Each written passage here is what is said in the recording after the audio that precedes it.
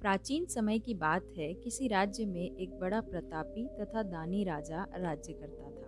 वह प्रत्येक गुरुवार को व्रत रखता एवं भूखे और गरीब लोगों को दान देकर पुण्य प्राप्त करता था। परंतु यह बात उसकी रानी को अच्छी नहीं लगती थी। वह ना तो व्रत करती थी और ना ही किसी को एक भी पैसा दान में देती थी, और राजा को भी ऐसा करने से मना करती थी। एक समय की बात है, राजा शिकार खेलने को वन के लिए चले गए। घर पर रानी और दासी थी। उसी समय गुरु बृहस्पति देव साधु का रूप धारण करके राजा के दरवाजे पर भिक्षा मांगने आए।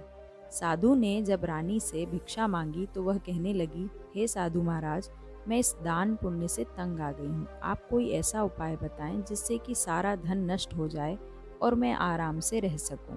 बृहस्पति देव ने कहा, हे देवी, तुम बड़ी विचित्र हो। संतान और धन से कोई दुखी होता है? अगर अधिक धन है तो इसे शुभ कार्यों में लगाओ।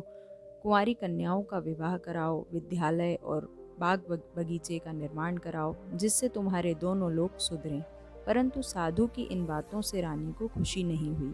उसने कहा, मुझे ऐसे धन की आवश्यकता नहीं है जिसे मैं दान दूं और जिसे संभालने में मेरा सारा समय नष्ट हो जाए। तब साधु ने कहा, यदि तुम्हारी ऐसी इच्छा है तो मैं जैसा बताता हूँ तुम्हें वैसा ही करना। बृहस्पतिवार के दिन तुम घर को गोबर से लीपना, अपने केशों को पीली मिट्टी से धोना, केशों को धोते समय स्नान करना, राजा से हजामत बनाने को कहना, भोजन में मांस मदिरा खाना, कपड़ा धोबी के यहाँ धुलने डालना। इस प्रकार 7 बृहस्पतिवार करने से तुम्हारा समस्त धन नष्ट हो जाएगा।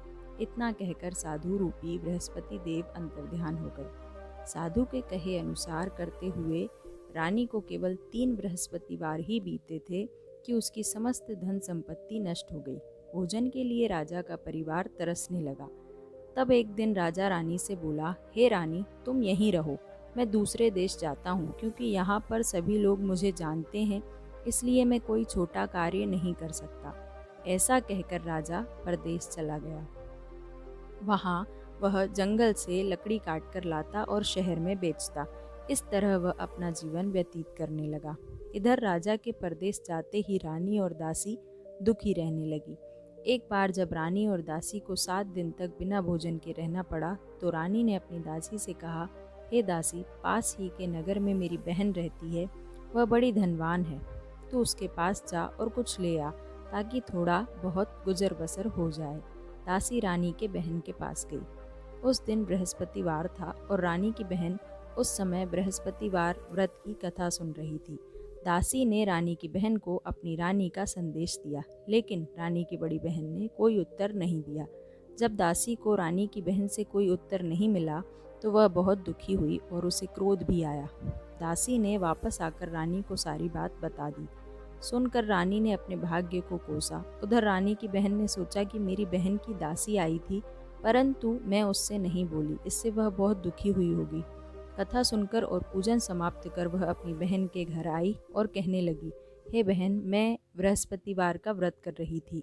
तुम्हारी दासी मेरे घर आई थी, परंतु जब तक कथा होती है तब तक ना तो उठते हैं और ना ही बोलते हैं, इसलिए मैं नहीं बोली।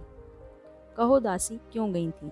रानी बोली, बहन, तुमसे क्या छुपाऊं, हमारे घर में खाने तक को अनाज नहीं था। ऐसा कहते कहते रानी की आंखें भर आई। उसने दासी समेत पिछले 7 दिनों से भूखे रहने तक की बात अपनी बहन को विस्तार पूर्वक सुना दी। रानी की बहन बोली, देखो बहन, भगवान बृहस्पति देव सबकी मनोकामना को पूर्ण करते हैं। देखो, शायद तुम्हारे घर में अनाज रखा हो। पहले तो रानी को विश्वास नहीं हुआ, पर बहन के आग्रह करने पर उसने अपनी दासी को अंदर भेजा तो उसे सचमुच अनाज से भरा एक घड़ा मिल गया। यह देखकर दासी को बड़ी हैरानी हुई। दासी रानी से कहने लगी, हे रानी, जब हमको भोजन नहीं मिलता तो हम व्रत ही तो करते हैं, इसलिए क्यों ना इनसे व्रत और कथा की विधि पूछ ली जाए, ताकि हम भी व्रत कर सकें। तब रानी ने अपनी बहन से बृहस्पतिवार व्रत के बारे में पूछा। उसकी बहन ने बताया, बृहस्पतिवार के व्रत में चने की दाल और मुनक्का से विष्णु भगवान का केले की जड़ में पूजन करें तथा दीपक जलाएं, व्रत तथा कथा सुने और पीला भोजन ही प्राप्त करें। इससे बृहस्पति देव प्रसन्न होते हैं। व्रत और पूजन विधि बतलाकर रानी की बहन अपने घर को लौट गई। 7वें रोज बाद जब गुरुवार आया तो रानी और दासी ने निश्चय अनुसार व्रत रखा। गुड़साल में जाकर चना और गुड़ बीन लाई और फिर उसकी दाल से केले की जड़ तथा विष्णु भगवान का पूजन किया। अब पीला भोजन कहाँ से लाएं, इस बात को लेकर दोनों बहुत दुखी थे। चूंकि उन्होंने व्रत रखा था इसलिए गुरुदेव उन पर प्रसन्न थे, इसलिए वे एक साधारण व्यक्ति का रूप धारण कर 2 थालों में सुंदर पीला भोजन दासी को दे गए। भोजन पाकर दासी प्रसन्न हुई और फिर रानी के साथ मिलकर भोजन ग्रहण किया। उसके बाद वे सभी गुरुवार को व्रत और पूजन करने लगी। बृहस्पति भगवान की कृपा से उनके पास फिर से धन संपत्ति हो गया, परंतु रानी फिर से पहले की तरह आलस करने लगी। तब दासी बोली, देखो रानी, तुम पहले भी इस प्रकार आलस करती थी।